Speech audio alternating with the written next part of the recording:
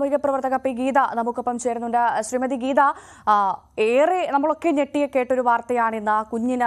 കുഞ്ഞിന്റെ കുടുംബത്തിന് നീതി ലഭിച്ചില്ല എന്ന, ഇവിടെയാണ് പിഴച്ചതെന്നുള്ള ചോദ്യത്തിന് ശരിയായ ഉത്തരം നൽകാൻ ആർക്കും സാധിക്കാത്ത ഒരു സാഹചര്യം. പ്രോസിക്യൂഷന് പോലും കൃത്യമായ ഒരു വിശദീകരണം നൽകുന്നില്ല ഈ കേസിൽ നിലവിൽ. എന്താ തോന്നുന്നു താങ്കൾക്ക്?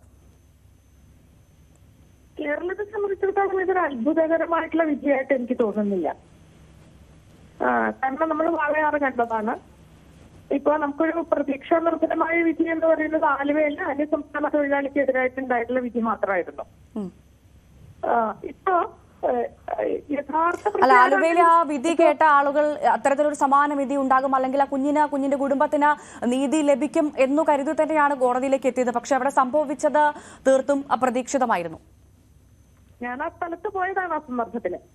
എനിക്കറിയാം ആ നാട്ടിന്റെ സ്പന്ദനം എന്താണെന്നുള്ളത്, ആ മാതാപിതാക്കളുടെ മനസ്സെന്താണെന്നുള്ളത് ഞാൻ നേരിട്ട് കണ്ടറിഞ്ഞിട്ടുള്ളതാണ്.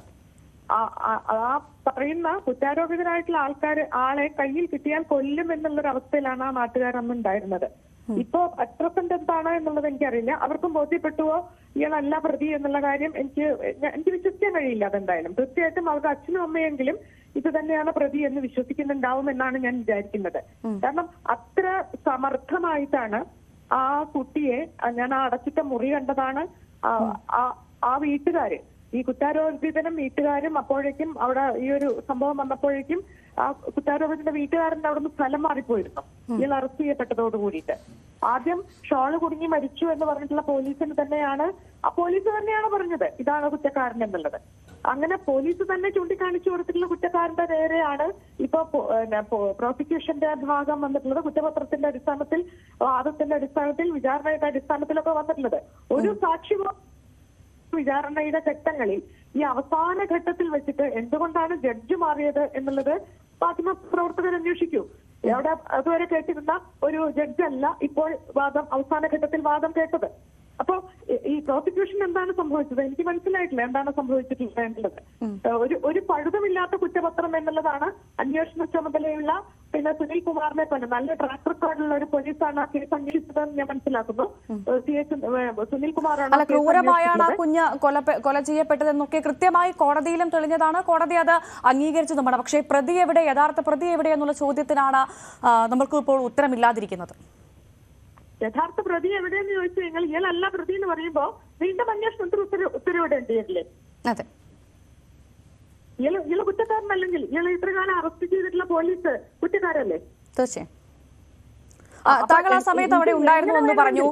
താങ്കൾ ആ സമയത്ത് അവിടെ ഉണ്ടായിരുന്ന പോലീസ് ഉദ്യോഗസ്ഥരുമായി സംസാരിച്ചിരുന്നു? സമയത്തല്ല ഞാൻ ഉണ്ടായത്, അതിനെ തുടർന്നുള്ള ദിവസങ്ങളിൽ ഞാൻ അവിടെ പോയിട്ടുണ്ട്. ശരി, കോടതിയിൽ ഉണ്ടായിരുന്നില്ല? 2021 ജൂലൈ മാസത്തിൽ തന്നെ ഞാൻ അവിടെ പോയിട്ടുണ്ട്.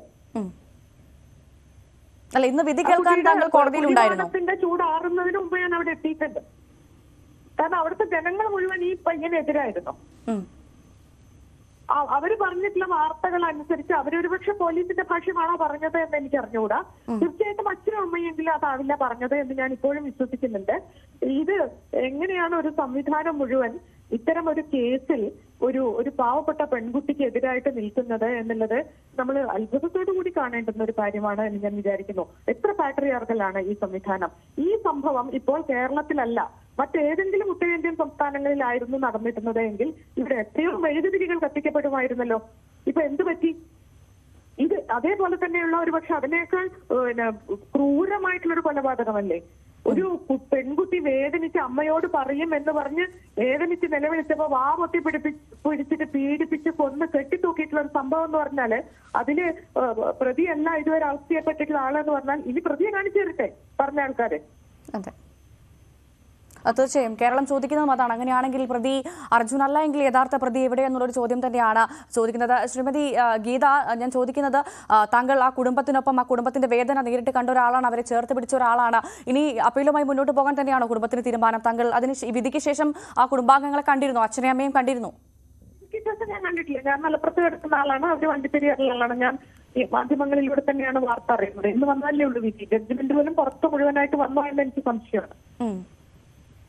അപ്പൊ അതിനുശേഷം ഞാൻ എന്തായാലും അവരെ നേരിട്ട് കാണുന്നുണ്ട്.